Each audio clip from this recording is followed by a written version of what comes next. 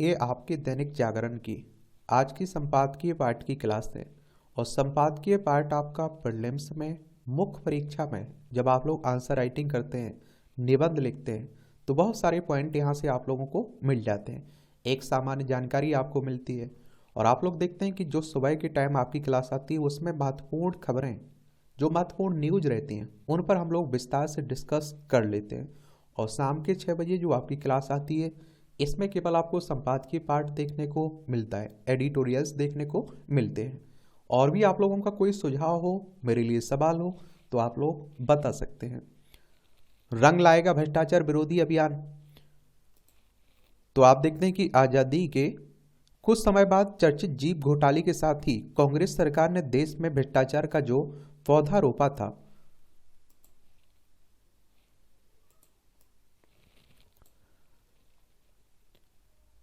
रोपा था उसकी जड़ें समय के साथ और गहरी होती गई। जीप घोटाला साबित हो जाने के बावजूद तत्कालीन कांग्रेस सरकार ने कोई कार्रवाई नहीं की, क्योंकि उसमें बहुत बड़ी हस्ती का नाम सामने आ रहा था। विपक्षी दलों ने दोषियों के खिलाफ कार्रवाई की मांग तेज की तो तत्कालीन गृह मंत्री ने संसद में विपक्ष को चुनौती दी, अगले चुनाव में इसे मुद्दा बनाकर चुनाव लड़ लीजिएगा। और इस केस को अब बंद कर दिया गया है। कांग्रेस के इसी रवैये के चलते देश में भ्रष्टाचार बढ़ता गया, सार्वजनिक धन की लूटपाट चलती रही और लोग गरीब बने रहे। और आज स्थिति यह है कि 4 मौजूदा मुख्यमंत्रियों, 2 उप मुख्यमंत्रियों और 4 पूर्व मुख्यमंत्रियों के खिलाफ भ्रष्टाचार के गंभीर आरोपों में विभिन्न अदालतों में मुकदमे चल रहे हैं, या फिर आज जांच एजेंसियां उनके खिलाफ सक्रिय हैं। इस मामले में अन्य तमाम नेताओं के खिलाफ मामलों का अंबार लगा हुआ है। और इससे पहले एक साथ इतनी बड़ी संख्या में नेताओं के खिलाफ मामले कभी नहीं चले थे। और आज हम कैसे लोकतंत्र में जी रहे हैं। यह स्थिति रातों रात निर्मित नहीं हुई है। भ्रष्टाचार की गंभीरता को समझते हुए 1963 में तत्कालीन कांग्रेस अध्यक्ष डॉक्टर संजीव भैया को यह कहना पड़ा था कि 1947 में जो कांग्रेसी भिखारी थे वे आज करोड़पति बन बैठे।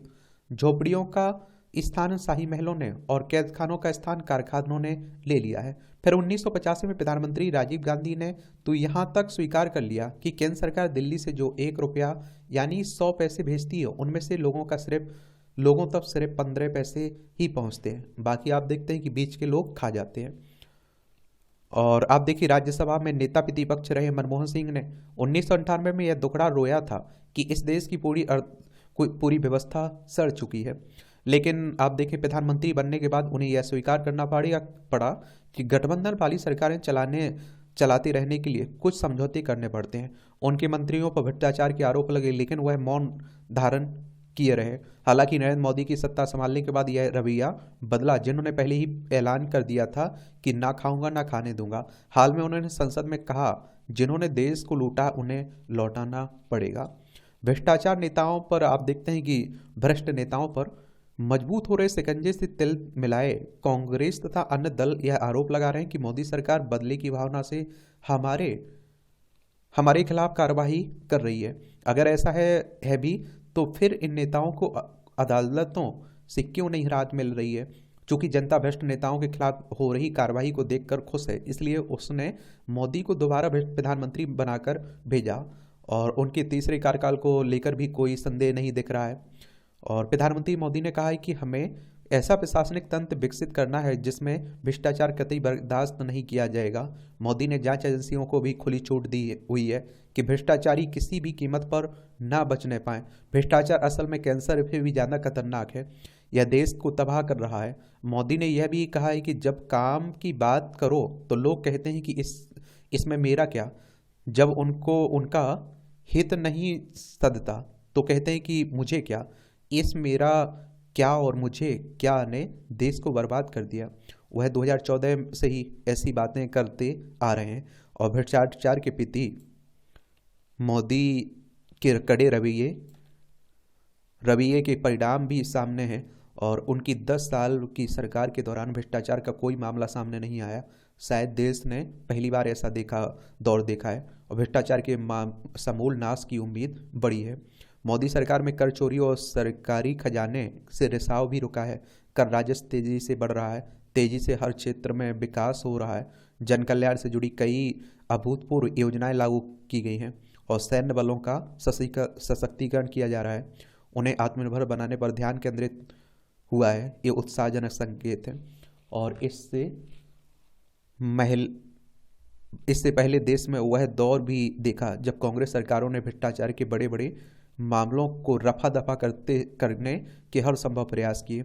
बोफोर्स और हवाला कांड तो मिसाल ही बन गए हैं। उन मामलों को तो इतना कमजोर कर दिया गया कि फरवरी 2004 में दिल्ली हाई कोर्ट ने बोफोर्स को मामला बंद कर दिया। सीबीआई ने उनके खिलाफ अपील तक नहीं की, और जबकि उसका आधार बनता था। तब केंद्र में कांग्रेस सरकार ही थी। पिछली सदी के अंतिम दशक में सुप्रीम कोर्ट के मुख्य न्यायाधीश जेएस वर्मा को यह कहना पड़ा कि सीबीआई ने हवाला कांड की जांच तक नहीं की है। यदि न्यायपालिका के शीर्ष पर सरकार को लेकर ऐसे विचार प्रकट किए गए हों तो स्थिति का सहज ही अनुमान लगाया जा सकता है। और भ्रष्टाचार के आरोपितों ने मोदी के सत्ता में आने के पहले बहुजन हिताय बहुजन सुखाय वाली सरकार ही देखी है थी। 2014 में सत्ता में आने के बाद ही प्रधानमंत्री मोदी ने जनता से कहा था कि भ्रष्टाचारियों के खिलाफ कार्रवाई करने के लिए हमें आपका आशीर्वाद चाहिए, और लोगों ने 2019 में चुनाव में उन्हें और बड़ा बहुमत दिया। ऐसा लग रहा है कि देश की आम जनता भ्रष्टाचार के विरुद्ध चल रहे मोदी सरकार के इस अभियान पर विराम लगते नहीं देखना चाहती है। इसलिए यदि मोदी पिछली बार से और बड़े बहुमत के साथ फिर से सत्ता में आए तो इस पर किसी को हैरानी नहीं होनी चाहिए। यह बात प्रधानमंत्री मोदी के आत्मविश्वास में भी झलक रही है। उन्होंने संसद से ही शंखनाद किया, इस बार भाजपा के लिए 370 से अधिक सीटें लाने जा रही है। और मोदी का दावा बेमानी भी नहीं लगता है, क्योंकि देश के सबसे बड़े विपक्षी दल कांग्रेस के बारे में तो उसके सहयोगी दलों को ही संदेह लग रहा है, क्या वह 40 सीटें भी जीत पाएगी। विपक्ष खेमे में आप देखिए खलबली, और भाजपाई खेमे में सहजता का भाव आम चुनाव की इबादत को स्पष्ट तौर पर दर्शा रहा है। लेखक, राजनीतिक विश्लेषक एवं वरिष्ठ स्तंभकार हैं सुरेंद्र किशोर, इनके द्वारा आर्टिकल लिखा गया है। और यहाँ से भी आप लोग देख लीजिएगा कि वो बीजेपी एनडीए अपना कुनबा बढ़ाने में लगा हुआ है, नई नई पार्टियों को अपने साथ ले रहा है गठबंधन में। और यहाँ आप देखिए जो इंडिया बना हुआ था, जो उसके सूत्रधार थे नीतीश कुमार, वही छटक गए हैं और बहुत सारे लोग उसे छोड़कर जा रहे हैं। ममता बनर्जी आप देख रहे हैं कि अलग चल रही है, अरविंद केजरीवाल अलग चल रहे हैं। तो लगभग ऐसा माना जा रहा है कि बीजेपी आराम से 2024 का लोकसभा चुनाव निकाल ले जाएगी। देखिए, और विपक्षियों की तरफ से एक सवाल उठाया जाता है कि आप नेताओं पर ईडी सीबीआई के छापे डाल रहे हैं, अच्छी बात है, और लेकिन जो आपकी पार्टी में शामिल हो जाते हैं, आपके साथ गठबंधन कर लेते हैं, उनके केस का क्या होता है। इस तरह की बात होती है कि दुरुपयोग हम विपक्ष के नेताओं पर कर रहे हैं। जैसे आप देखिए हेमंत बिस्वा शर्मा, इन पर आप देखते हैं कि बहुत सारे मामले दर्ज थे, वो बीजेपी में गए, मुख्यमंत्री बन गए असम के, अब कुछ पता नहीं। इसी तरह के आप देखिए कि इसकी एनसीपी के जो नेता हैं अजीत पवार, उन पर आप देखते हैं कि 2 दिन पहले मोदी साहब ने कहा कि ये भ्रष्टाचार है दुनिया भर की हजारों करोड़ की, लेकिन बीजेपी के साथ गठबंधन में गए, उनकी सभी फाइलें ठंडी पड़ गई। तो उसको लेकर भी विपक्षी खेमा नाराज रहता है। जिंदगी बदलता जल जीवन मिशन। भारत आज जल क्षेत्र में सर्वाधिक निवेश और व्यापक लक्ष्यों के साथ कार्य करने वाला दुनिया का शीर्ष देश है, और इस लिहाज से सबसे अहम है कि जल जीवन मिशन JJM की सफलता। प्रधानमंत्री नरेंद्र मोदी ने कहा भी है कि जल जीवन मिशन का विजन लोगों तक पानी पहुंचाने का तो है ही, साथ ही यह विकेंद्रीकरण का भी एक बहुत बड़ा माध्यम है। यह ग्राम संचालित और नारी शक्ति संचालित है। इसका मुख्य आधार जन आंदोलन और जन भागीदारी है। JJM आज भारत की विकास नीति और दृष्टि की सफलता की जमीनी गवाही दे रहा है। 14 करोड़ से ज़्यादा ग्रामीण परिवारों तक पहुंच रहा शुद्ध जल यह बताता है कि हम सिर्फ सरपट विकास की ओर नहीं भाग रहे हैं, बल्कि आम लोगों के जीवन में बुनियादी बदलाव के संकल्प के साथ आगे बढ़ रहे हैं। और इससे उत्तराखंड के क्यार कुली भट्टा गांव से पलायन रुक गया है। झारखंड के आदिवासी गांव कुसुमडी में मानव पशु संघर्ष में कमी आई, तो महाराष्ट्र के चांदपुर गांवों की गलियों में शहनाई की आवाज़ें फिर से गूंजने लगीं। इन 3 गांवों में ही नहीं बल्कि ऐसे हजारों गांवों में जल जीवन मिशन में से आया परिवर्तन आज साफ दिखता है। यह मिशन न केवल संयुक्त राष्ट्र की सतत विकास लक्ष्यों की प्राप्ति में भी वरदान साबित हो रहा है, बल्कि महिला सशक्तिकरण और ग्रामीणों की जिंदगी में सकारात्मक बदलाव भी ला रहा है। और आप लोग सुनते रहते होंगे कि बहुत सारे लोग गंदा पानी पीने पर मजबूर हैं, तो जल जीवन मिशन उनको भी स्वस्थ रखेगा, अच्छा पानी मिलेगा। और संयुक्त राष्ट्र की बात करें तो यूनाइटेड नेशंस की बात हो रही। 24 अक्टूबर 1945 में इसकी स्थापना हुई थी। न्यूयॉर्क यूएसए में इसका हेडक्वार्टर देखने को मिलेगा। जल जीवन मिशन ने 73.98% ग्रामीण घरों में नल से जल की उपलब्धता सुनिश्चित कर ली है। यह बड़ी बात है कि 14 करोड़ से अधिक ग्रामीण घरों को नल से जल का कनेक्शन दिया जा चुका है। अगस्त 2019 में ऐसे घरों की संख्या महज 3.23 करोड़ थी। प्रधानमंत्री मोदी ने वर्ष 2019 में लाल किले की प्राचीर से इस योजना की घोषणा की थी।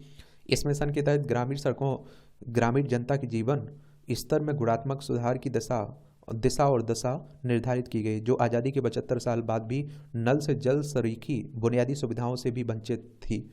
देश के प्रत्येक ग्रामीण परिवार को प्रतिदिन शुद्ध जल आपूर्ति सुनिश्चित कराने के लक्ष्य के साथ जल जीवन मिशन की यात्रा शुरू हुई थी।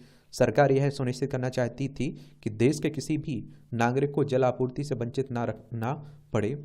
भारत की विशालता और भौगोलिक विविधता के लिहाज से यह एक बड़ी चुनौती थी। सरकार ने समुदायों, भागीदारों और गैर सरकारी संगठनों को एक साथ लाकर अल्पकालिक और दीर्घकालिक योजना तैयार की है। एक ही व्यवस्था सभी क्षेत्रों में लागू नहीं की जा सकती है।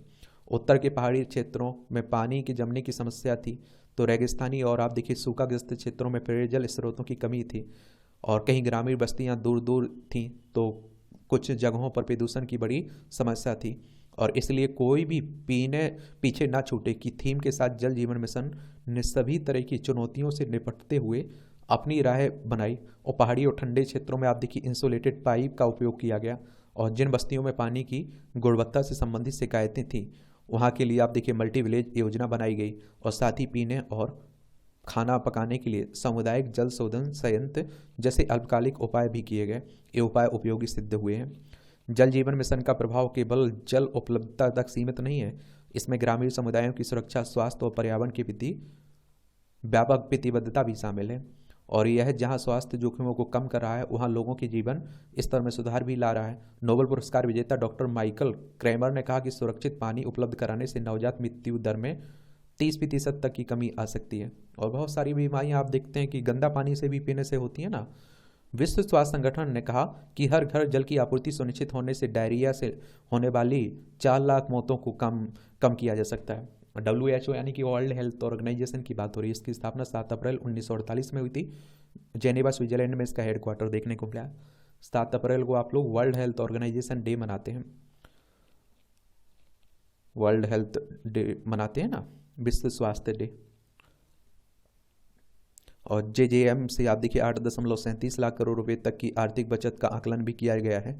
JJM से हर दिन पानी की व्यवस्था करने में लगने वाले समय में 6 करोड़ घंटे से भी अधिक की बचत संभव है। और इससे महिलाओं के जीवन पर सकारात्मक असर पड़ेगा, क्योंकि आमतौर पर महिलाएं ही पानी की व्यवस्था करती हैं। ये आप लोगों ने ग्रामीण क्षेत्रों में खासकर देखा भी होगा कि दूर दूर से महिलाएं अपने सिर पर आप देखते हैं कि मटके ले आ रही, भर रही हैं। JJM के तहत ग्रामीण इलाकों में नल जल मित्र पहल भी शुरू की गई है, ताकि ग्रामीण आबादी को पंप संचालन और जल प्रबंधन से संबंधित कार्यों में कुशल बनाया जाए। और इसके तहत अब तक 5.14 लाख से अधिक ग्राम जल एवं स्वच्छता समितियां, पानी समितियां गठित हो चुकी हैं। 5.12 लाख विलेज एक्शन प्लान तैयार कर लिए गए हैं। और फील्ड टेस्टिंग किट का उपयोग कर पानी के नमूनों की जांच करने के लिए 23.68 लाख महिलाओं को प्रशिक्षित किया गया है। अपने शुरुआती चरण में इससे औसतन 59.93 लाख लोगों को प्रतिवर्ष प्रत्यक्ष और 2.22 करोड़ लोगों को अप्रत्यक्ष रोजगार मिला है। कार्यान्वयन और रखरखाव चरण के दौरान इस मिशन से अतिरिक्त 11.18 लाख लोगों को प्रत्यक्ष तौर पर प्रतिवर्ष रोजगार मिला। इतनी बड़ी संख्या में लोगों को रोजगार मिलने से समाज आत्मनिर्भर हुआ है और ग्रामीण विकास को नए पंख लगे हैं। देश में पानी की स्वच्छता जांचने के लिए आज 2118 लैब काम कर रही हैं। मामूली दरों पर पानी के नमूनों की जांच की जा रही है, ताकि हर परिवार को स्वच्छ जल मुहैया कराया जा सके। सरकार का यह लक्ष्य एक ऐसे भारत का निर्माण है जहां सभी के लिए स्वच्छ जल उपलब्ध हो, पानी की कमी अतीत की बात हो जाए और किसी ग्रामीण परिवार को जीवन के इस अमृत के लिए मशक्कत ना करना पड़े। लेखक केंद्रीय जल शक्ति मंत्री हैं गजन सिंह शेखावत, इनके द्वारा आर्टिकल लिखा गया है। खुद को बदलें। चीज़ों को सही परिप्रेक्ष्य में आंकना और सामर्थ्य एवं परिस्थितियों को ध्यान में रखते हुए जीवन जीना ही उन्नति एवं सार्थकता का मार्ग है। विश्व में ऐसा कोई कार्य नहीं है जिसे मनुष्य ना कर सके, बस मन मस्तिष्क में कार्य के प्रति लगन होनी चाहिए। और यही वह चुनौतीपूर्ण क्षण है जो आपको जीवन में कुछ अनूठा एवं सार्थक करने का परिवेश देता है। आप ब्रह्मांड में इस इच्छा का बीज बोएंगे तो पूरा ब्रह्मांड आपको आपकी वह वस्तु दिलाने के लिए जुट जाएगा। आप आसमान को देखकर यह कह सकते हैं कि यह कितना नीरस है, या यह कह सकते हैं कि यह कितना बड़ा है।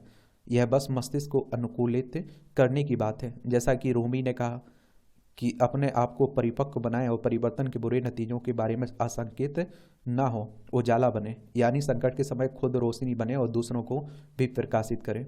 महात्मा गांधी ने कहा था कि हमें यह वह परिवर्तन खुद में करना चाहिए जिसे हम संसार में देखना चाहते हैं। ज़रूरत है हम दर्पण जैसा जीवन जीना सीखें, उन सभी खिड़कियों को बंद कर दें जिनसे आने वाली गंदी हवा के मनुष्य को मनुष्य ना नहीं रहने देती है। जीवन की समझ होना बेहद जरूरी भी है, और उसके साथ चरित्र और माध्यम की समझ भी उतनी ही जरूरी है। कुछ महान करने के चक्कर में हम कुछ नहीं कर पाते हैं। हम दूसरों के किए हुए में कमियां निकालने में लगे रहते हैं, और दूसरे सब बातों से बेपरवाह एक के बाद एक सफलता अपने आप नाम करते जाते हैं। हम पूर्णता की चाह में अटके रहते हैं, दूसरे आधे अधूरे काम करते हुए बढ़ते जाते हैं। ओशो कहते हैं कि जीवन महान चीज़ों से नहीं, छोटी छोटी चीज़ों से बनता है, और इसलिए अपूर्णता की निंदा न करें, खुद को बदलें। अच्छा कॉलम लिखा जाता है।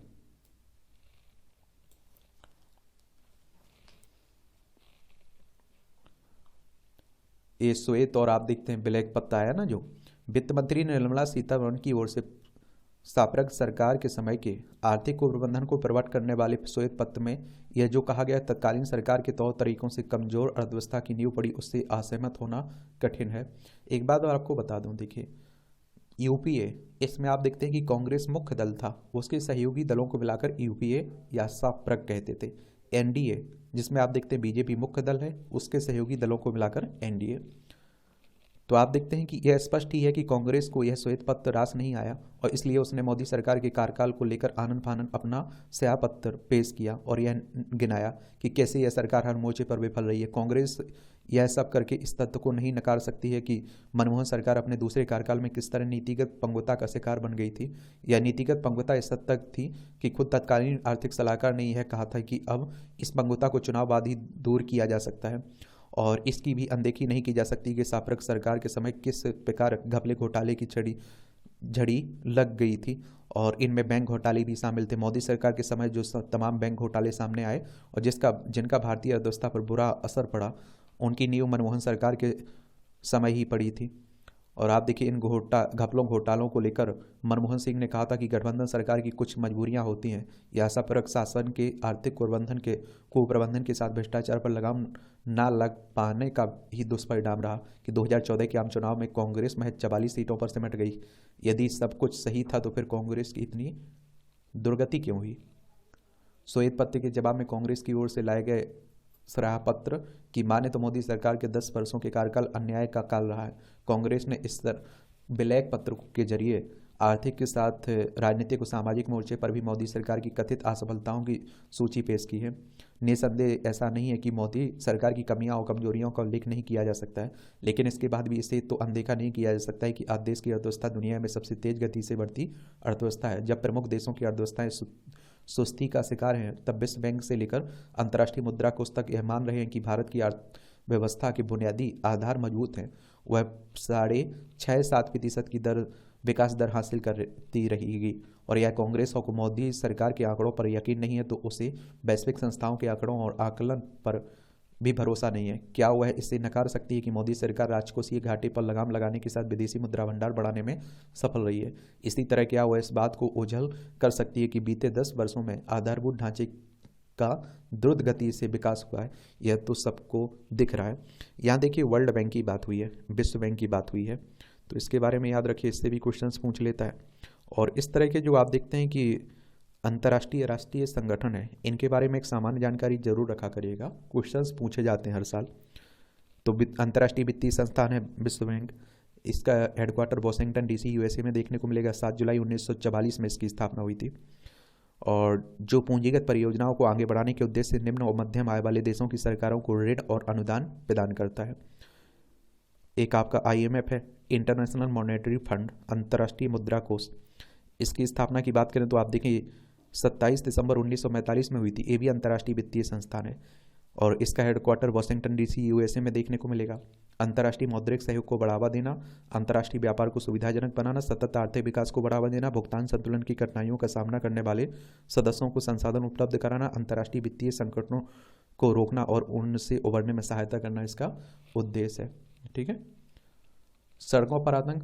तो उत्तर प्रदेश की राजधानी लखनऊ के जानकीपुरम स्थित सिटी अपार्टमेंट में साइकिलिंग कर रहे 7 वर्षीय बच्चे पर आवारा कुत्तों की हमले की घटना सराहनीय वाली है और साथ ही नगर निगम प्रशासन के लिए इस बात की चेतावनी भी है कि इन पर नियंत्रण नहीं पाया गया तो नगरीय जनजीवन को और भी विषम स्थितियों का सामना करना पड़ सकता है। सड़कों पर झुंड बनाकर घूमते आवारा कुत्ते महानगरों की बड़ी समस्या बन चुके हैं और हर जगह लोगों को उनके अचानक हमलों का सामना करना पड़ रहा है। कई जगह से खबरें आ रही हैं इस तरह की।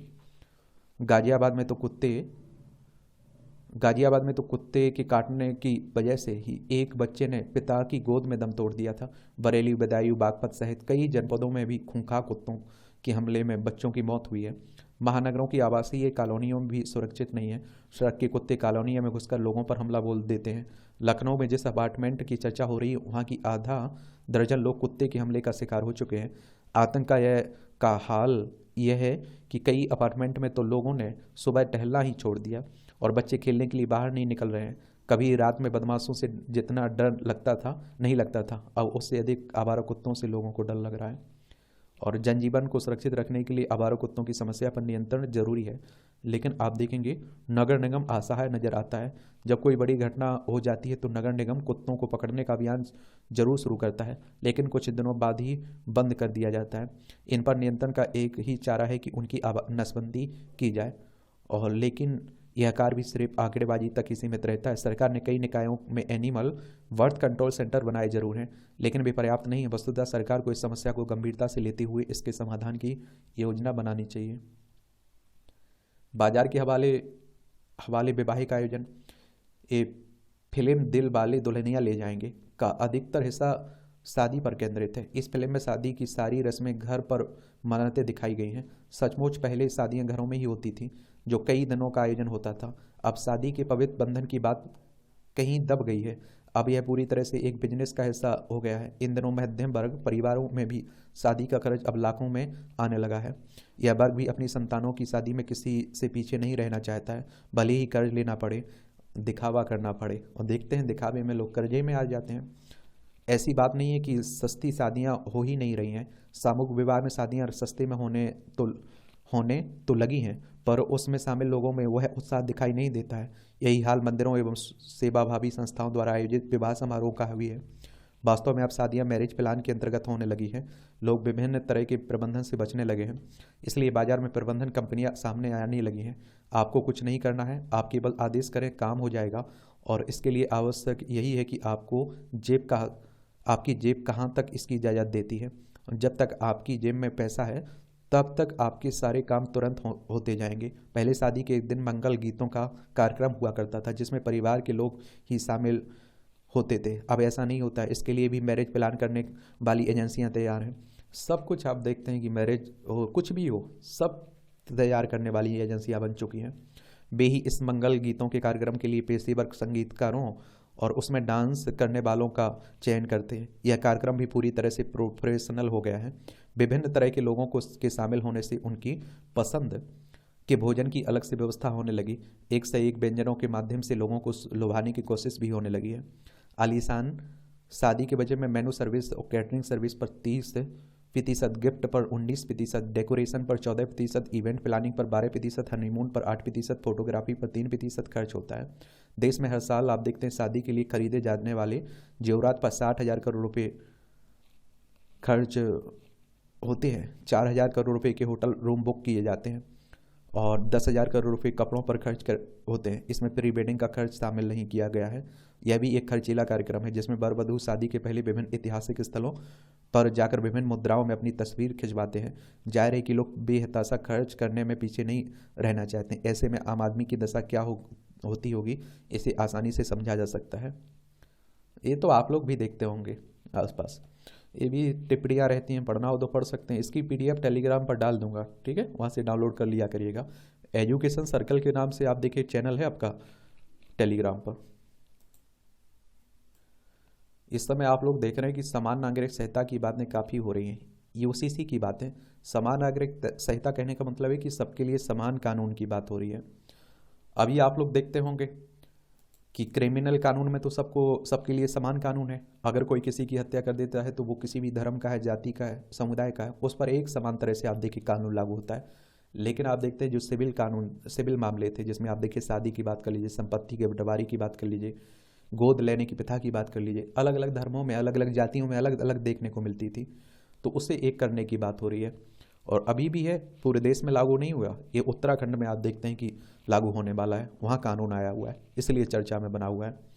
और बीजेपी के मुद्दा भी है कि पूरे देश में लागू करना है इसका। तो देश नवनिर्माण की आसान बनेगी राह।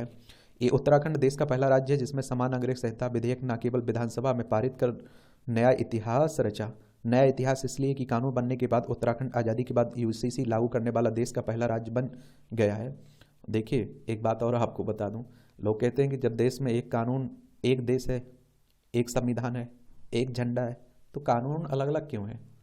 अब आप सोचिए कि आपके पड़ोस में एक महिला है दूसरे धर्म की, उस पर कुछ और नियम कानून लागू होते हैं, आपके घर की महिला पर कुछ और नियम कानून होते हैं। तो ये सोचिए कि भेदभाव है ना। ये हमारी प्यारी पृथ्वी है, इसमें आप देखेंगे एशिया में ही हमारा प्यारा भारत है, यहाँ आपको उत्तराखंड देखने को मिलेगा। देहरादून इसकी राजधानी, यहाँ ये आपका उत्तर प्रदेश से अलग करके बनाया गया था। इसकी सीमा उत्तर प्रदेश हर आपका हिमाचल प्रदेश से लगती है। अंतर्राष्ट्रीय सीमा इसकी नेपाल और चाइना से लगती है। विधानसभा में 70 सीटें हैं, राज्यसभा में 3 सीटें हैं, लोकसभा में 5 सीटें हैं। पुष्कर सिंह धामी यहाँ के चीफ मिनिस्टर हैं। और उल्लेखनीय है कि गोवा में पुर्तगाली शासन के दौर से ही यूसीसी लागू है। वहाँ पुर्तगालियों के शासन के समय सिविल कोड लागू था। वह भी व्यक्तिगत नागरिक मामलों के लिए गोवा के पुर्तगालियों के चंगुल से आज़ाद होने के समय एक आदेश द्वारा पुराने जारी कानून को यथावत रखने का प्रावधान किया गया था। यही वजह है कि गोवा में अभी भी समान नागरिक संहिता चल रही है। और उल्लेखनीय है कि बीते शुक्रवार को ही सुप्रीम कोर्ट की समिति द्वारा इस विधेयक के प्रारूप को उत्तराखंड के मुख्यमंत्री पुष्कर सिंह धामी को सौंपा गया है। सुप्रीम कोर्ट की बात करें तो हमारी सर्वोच्च अदालत है। संविधान के अनुच्छेद 124 के तहत इसकी स्थापना की बात की गई थी। 28 जनवरी 1950 में इसकी स्थापना हुई थी। इस विधेयक की विशेषताएं यही है रही है कि इसमें बहुविवाह और हलाला जैसी प्रथाओं को आपराधिक कृत्य बनाने और लिव इन में रहे जोड़ों के बच्चों को भी सभी अधिकार दिए जाने का प्रावधान है। और जिनमें आप देखिए कुछ मुद्दों पर विरोधी पक्षों के सदस्यों द्वारा धार्मिक आज़ादी के हनन की संज्ञा दी गई, जबकि इस विधेयक से जिसे सत्ता पक्ष ने सभी वर्गों को साथ लाने वाला विधेयक बताया, और जिसमें सभी वर्गों की लड़कियों के लिए शादी की न्यूनतम उम्र 18 वर्ष और लड़कों के लिए 21 वर्ष रखने, शादी के 6 माह के भीतर अनिवार्य तौर पर पंजीकरण करवाने, जिस आधार पर पति तलाक ले सकता है उसी आधार पर पत्नी द्वारा भी तलाक की मांग किए जाने, और पति पत्नी के रहते हुए दूसरी शादी यानी कि बहु विवाह पर सख्ती से पाबंदी, लड़के व लड़कियों के समान अधिकार, लिव इन में रहने के लिए पंजीकरण की अनिवार्यता और विवाहित पुरुषों या महिला के लिए लिव इन में रहने पर पाबंदी, सभी धर्मों के व्यक्तियों के लिए अपनी संपदा की वसीयत करने व बच्चों को इस दंपत्ति का जैव बच्चे का अधिकार दिया गया है। और आप देखेंगे जो लोग इसका पक्ष लेते हैं ना, जो लोग इसका विपक्ष मतलब विरोध करते हैं, उनका एक ही तर्क रहता है, वो खुशियाँ इसलिए मना रहे हैं जिन्हें पक्षधार हैं जो इसके, कि मुस्लिमों की 3 शादियाँ रुक जाएंगी। और जो मुस्लिम हैं आप देखते हैं या जो इसके विरोधी हैं वो यही कहते हैं कि अरे एक धर्म को ये टारगेट किया गया है। आप लोग क्या सोचते हैं? आप अपनी राय जरूर दिया करिएगा। कई देशों में हैं प्राविधान ये। विश्व में बहुत ऐसे देश हैं जहां समान नागरिक संहिता है। यही नहीं, बहुत तेरे देशों में बिना किसी जाति धर्म में भेदभाव किए समान नागरिक कानून लागू हैं। यहाँ यह भी जान लेना जरूरी है कि वर्ष 2022 में सऊदी अरब में महिला अधिकारों, तलाक, विवाह की न्यूनतम उम्र को लेकर अपनी संहिता बनाई गई। Germany, France, America, Canada, Indonesia, Bangladesh आदि देशों में इस तरह के प्रावधान है, लेकिन वहाँ इन कानूनों को लेकर किसी तरह का विसंगति नहीं है। तात्पर्य है कि वहाँ किसी को भी किसी प्रकार की खास शिकायत नहीं है। ऐसे में विचारणीय यह है कि फिर हमारे यहाँ ही इसका इतना विरोध क्यों? इसका महत्वपूर्ण कारण है कि कुछ कट्टरपंथी और निहित स्वार्थी मानसिकता वाले लोग और राजनीतिक दल अपने राजनीतिक स्वार्थ के चलते वोटों की राजनीति के लिए इसका विरोध कर रहे हैं। उन लोगों के अनुसार हमारे देश विविधता, संस्कृतियों और भाषाओं, प्राकृतिक विविधता और विभिन्न धर्मों के अनुयायियों का एक देश है। उन लोगों के अनुसार यहाँ विविधता में ही एकता के दर्शन होते हैं, क्योंकि आप देखते हैं कि विविधता ही इसकी पहचान है। समान नागरिक संहिता से सब कुछ एक रस हो जाएगा और देश अपनी विविधता तथा मूल प्रकृति को देगा, और इसे भी किसी भी किस्म पर स्वीकार नहीं किया जाएगा। यह देश के विरोधी दलों का एक मुश्त राय है। फिर देश का मुस्लिम तबका भी यह मानता है कि यह उनके मजहबी विचारों के विरुद्ध है, लिहाजा यह उन पर सुनियोजित हमला है। यहाँ इस तथ्य को नज़रअंदाज नहीं किया जा सकता है कि आज़ादी के बाद से कई ऐसे मौके आए, खासकर 1973 के बाद से, जब सुप्रीम कोर्ट ने बहुत तेरे मामलों पर ऐसी टिप्पणी की कि समान नागरिक संहिता इस देश के लिए आवश्यक है और इसे जितनी जल्दी से लाया जाना चाहिए। पर्सनल सिविल लॉ को ही लें और उसमें महिलाओं और पुरुषों में असमानता जग जाहिर है। पर्सनल सिविल लॉ में आप देखते हैं कि महिला अधिकारों का हनन कोई छिपी हुई बात नहीं है। जब सभी को समान अधिकार की बात की जाती है और हमारा संविधान कहता है, तो उस दशा में महिलाओं के साथ भेदभाव क्यों आखिर? पर्सनल सिविल लॉ तो महिलाओं के साथ भेदभाव की जीती जागती मिसाल है और इसे कायम रखकर समान अधिकार की बात बेमानी है। इसे धार्मिक बाना पहनाकर महिलाओं के साथ भेदभाव की इजाज़त नहीं दी जा सकती है। उल्लेखनीय है कि हमारे यहाँ व्यक्तिगत मामलों को छोड़कर सभी कानून संविधान सम्मत हैं। हमारे यहाँ आज़ादी मिलते समय संविधान में उस समय व्यक्तिगत मामलों को इस आशय से छोड़ा गया था कि अभी अभी देश का बंटवारा हुआ है, इसलिए उस समय यह माना गया कि समान नागरिक संहिता लाने का उचित समय नहीं है और इसको उचित समय पर चर्चा करके लाया जाए। यही वह वजह रही कि उस समय इस मसले को नीति निर्देशक तत्वों में रख दिया गया और केंद्र एवं राज्य सरकारों को यह अधिकार दिया गया कि वह उचित समय आने पर इस मुद्दे पर कानून बनाए। इसमें दो राय नहीं कि यह तो जो समान नागरिक संहिता विधेयक तैयार किया गया है उसके लिए एक विधिवत कमेटी गठित की गई और उसने पूरे उत्तराखंड में लगभग 20 माह में 72 से ज़्यादा बैठकें की और 40 से ज़्यादा जनसंवाद कर रायशुमारी की। लोगों ने ऑनलाइन सुझाव मांगे। सभी वर्गों धर्मों पंथों के लोगों ने 2.33 लाख के लगभग सुझाव आए और उसके बाद आम सहमति के उपरांत इस विधेयक को राज्य विधानसभा में पेश किया गया। क्योंकि जो कानून बनाना होता है तो आप देखते हैं विधानसभा में आता है, विधानसभा से पारित होने के बाद राष्ट्रपति किसकी, राज्य की बात हो रही, तो राज्यपाल की सहमति मिलेगी, वो कानून बन जाएगा। और यह भी सच है कि उत्तराखंड में पारित इस विधेयक में भी सभी वर्गों धर्मों के लिए समृद्धि व समरसता समानता दी गई है। यह किसी भी जाति पंथ धर्म के निजी कानूनों के ऊपर है। अब एक राष्ट्र एक निशान एक विधान समय की मांग है। जनसंख्या वृद्धि देश की ज्वलंत समस्या है। यह संहिता देश के दूसरे प्रदेशों के लिए पथ प्रदर्शक का काम कर सकती है। जनमानस में जनसंख्या वृद्धि समेत अन्य समस्याओं को लेकर भी जागरूकता लाने के दायित्व का भी बखूबी निर्वहन करेगी। अन्य राज्यों के लिए भी इसमें बहुत कुछ सीख है।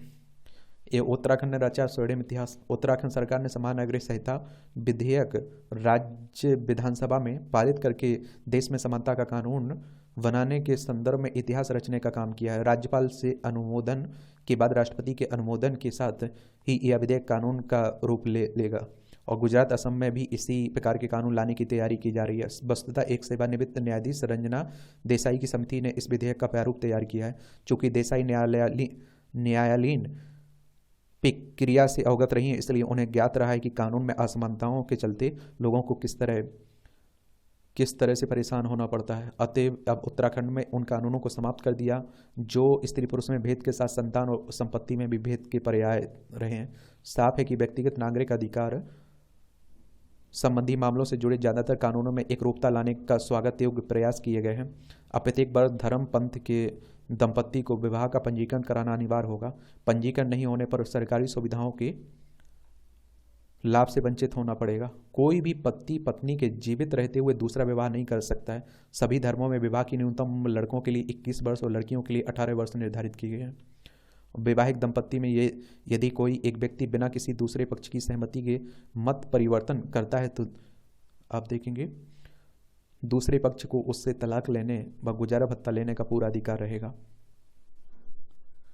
और पति पत्नी के संबंध विच्छेद या घरेलू झगड़े के समय 5 वर्ष तक का बच्चा माता के पास रहेगा।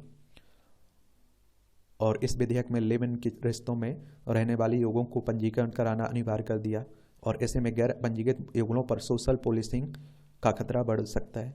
और वर्तमान में आजीविका के लिए युवक युवतियों को अकेले रहना पड़ रहा है, जो जीवन में कठिनाइयां बढ़ाता है। परिणाम स्वरूप संपर्क में आने के बाद कई जोड़े साथ रहने को मजबूर हो जाते हैं। यह एक व्यवहारिक मानसिकता है। हालांकि यह ठोस सच्चाई है कि लिव इन रिश्तों के प्रचलन से महिलाओं पर अत्याचार के मामले बढ़े हैं। साथ ही विवाह संस्था की 7 जन्मों वाली गठबंधन और पवित्रता के मूल एक हद तक आप देखिए घटे भी हैं। ऐसे में पंजीकरण की बाध्यता करने से ऐसे युगल राहत में रहेंगे जिन्हें परिजन के साथ रहने की स्वीकृति नहीं मिलती है, लिहाजा पंजीकरण के चलते युगल को संतान होती है तो उसे लालन पालन के साथ विरासत संबंधी कानून अधिकार भी मिल जाएंगे। अतएव अविवाहित मातृत्व से पैदा होने वाली संतान का भविष्य माता पिता का नाम मिल जाने के कारण संरक्षित भी होगा। और संविधान राज्य को स्वतंत्र रूप से समान नागरिक संहिता लागू कानून बनाने का अधिकार देता है। अतएव संविधान में दर्ज नीति निर्देशक सिद्धांत यही अपेक्षा रखता है कि समान नागरिक समूचे देश में लागू हो और इससे देश में रहने वाले हर व्यक्ति के लिए एक ही तरह का कानून वजूद में आ जाए जो सभी धर्मों, संप्रदायों और जातियों पर लागू हो। ऐसे में इन विरोधाभासी कानूनों के तहत न्यायपालिका को सबसे ज़्यादा चुनौतियों का सामना करना पड़ता है। अदालत में जब पारिवारिक विवाद आते हैं तो अदालत को देखना पड़ता है कि पक्षकारों का धर्म कौन सा है, फिर उनके धार्मिक कानून के आधार पर विवाद का निराकरण करती है और इससे व्यक्ति का मानवीय पहलू भी प्रभावित होता है। तो ये कहानी है आपके समान नागरिक संहिता की, यूसीसी की। असली मलाई तो यहाँ ये आप देखिए तंज कसा जा रहा है एक तरह से, लीक पर चलेंगे या नई लकीर खींचेंगे टाइगर। या आप देखिए नए चंपई सोरेन झारखंड के नए मुख्यमंत्री बने ना, तो उन्हीं की बात हो रही है।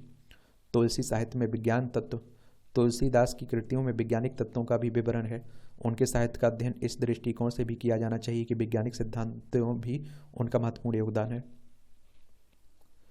ये धर्म एवं विज्ञान में कोई मौलिक विरोध नहीं है, दोनों का उद्देश्य एक ही है, सत्य का साक्षात्कार करना। अंतर केवल उन दोनों की प्रक्रियाओं में है। मानव कल्याण के लिए दोनों आवश्यक हैं, दोनों एक दूसरे के पूरक हैं।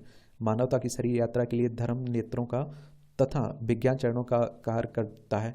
भारतीय संस्कृति का प्राण है। दोनों का समन्वय प्राचीन उपलब्ध ग्रंथों में आध्यात्मिक सिद्धांतों के साथ वैज्ञानिक तत्व भी बीज रूप में पाए जाते हैं। गोस्वामी तुलसीदास इन तत्वों से परिचित थे और इसलिए उनकी रचनाओं में विभिन्न वैज्ञानिक तत्वों का समावेश है। वे महान भक्ति कवि थे और श्री रामचरितमानस, विनय पत्रिका, कवितावली, गीतावली, बरवे रामायण, रामज्ञा प्रश्न आदि छोटी बड़ी 37 पुस्तकों का उन्होंने रचना की और उनकी सर्वश्रेष्ठ रचना श्री रामचरितमानस है जो विश्व साहित्य को शाश्वत निधि है और भारतीय संस्कृति का जीवंत स्मारक है। वेद, उपनिषद, ब्राह्मण ग्रंथ, पुराण, वाल्मीकि रामायण, महाभारत आदि प्राचीन ग्रंथों में उपलब्ध सिद्धांतों से वे व्यापक रूप से परिचित थे। उन्होंने इसमें धार्मिक, राजनीतिक, सामाजिक, पारिवारिक आदि तत्वों के साथ साथ वैज्ञानिक तत्वों का भी अत्यंत सरल, रोचक, ओजस्वी शब्दों में विवरण प्रस्तुत किया। आज जब समूचा ब्रह्मांड श्री राम के जन्म स्थान पर उनके पुनर्स्थापित होने पर भाव विभोर है, हमें तुलसी की रचनाओं में वर्णित वैज्ञानिक तत्वों के बारे में भी जानना चाहिए। वस्तुतः आधुनिक विज्ञान की उपलब्धियों में हवाई जहाज का निर्माण एक महत्वपूर्ण स्थान रखता है। पुष्पक विमान प्राचीन भारत की देन है जिसमें चर्चा विभिन्न प्राचीन धार्मिक ग्रंथों में उपलब्ध है। तुलसीदास ने भी इसकी चर्चा श्री रामचरितमानस में की है। यहाँ उसके उत्तरकांड के दोहा 4 में तत्व संबंधी उल्लेख है। आवत देखी लोग सब कृपा सिंधु, भगवान नगर निकट प्रभु पेरऊ उत्तरेव भूमि विमान।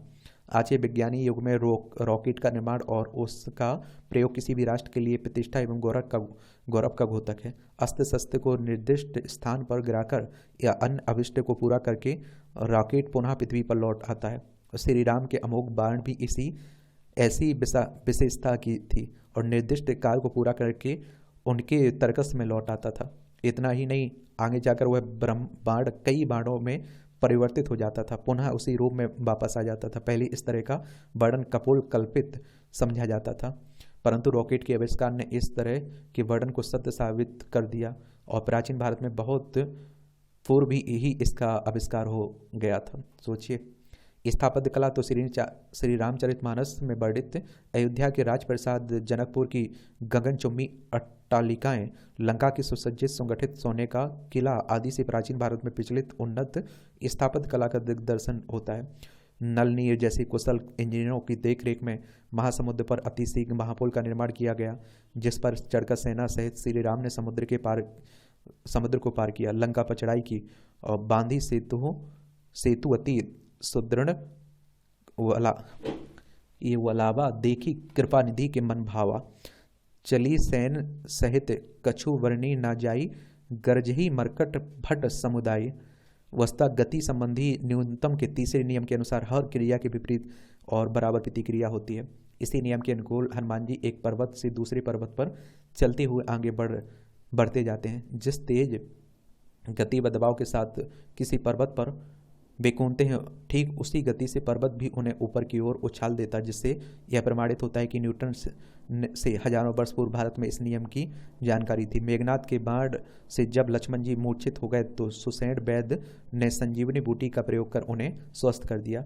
दोहावली कवितावली में भी फलित ज्योतिष संबंधी अनेक सिद्धांतों का वर्णन किया गया है, यथा कौन सी तिथि कब हानिकारक होती है, किस नक्षत्र में कौन सा कार्य करना चाहिए, किन वस्तुओं का दर्शन शुभ और किन वस्तुओं का दर्शन अशुभ है, राशियों, जन्म कुंडली, समय की विभिन्न इकाइयों का विचार आदि। इसके साथ ही इस तथ्य की भी पुष्टि होती है कि उन्हें अंकों, गणित की मौलिक क्रियाओं, भौतिक रसायन और वैदिक शास्त्र का भी विशिष्ट ज्ञान था। आज आवश्यकता है इस बात की है कि उनके साहित्य का अध्ययन इस दृष्टिकोण से भी किया जाए कि अध्यात्म की तरह वैज्ञानिक सिद्धांतों में भी उनका कितना महत्वपूर्ण योगदान है। तो इस तरह से आप देखेंगे कि आज के संपादकीय पाठ की यही कहानी है। आप लोग पढ़ते रहिए, एंजॉय करते रहिए। मेरी तरफ से शुभकामनाएं हैं। ईमानदारी से मेहनत करिए। आप लोग समझ रहे हैं, आप लोग 100% दीजिए अपना। धन्यवाद।